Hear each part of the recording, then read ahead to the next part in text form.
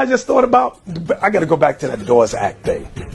I got to go back to it because there's a movie out, Flower. Was it Death of the Flower Moon, about the Osage Indians, where Robert De Niro stars in it, Leonardo DiCaprio.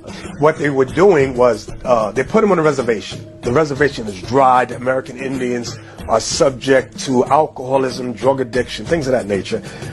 But then they struck oil in the land, and they became super rich. And white folks said, you know what, that should be our money. So the plan was, fall in love with them, quote unquote, marry them, and get land rights. By marrying them, they got rights to the oil. Now that thing is done in Jamaica, Liberia, Sierra Leone. I've seen it. When I've gone to these places, I would ask who owned, like I went into the mountains in Jamaica, who owns this, who owns that? They would say, oh, there's a white man, da-da-da-da. How would a white man own this? Oh, he married a woman named such and such. And I was like, So when I saw the movie recently, it reflected back on that when I was in Liberia. The same thing. I see little Asian, brown-skinned Asian-looking kids. I'm like, hey, who that daddy? Who the daddy of that baby? That gives them land rights. I said, well, where the Chinese daddy at? Oh, he went back to China. Does he come back? No.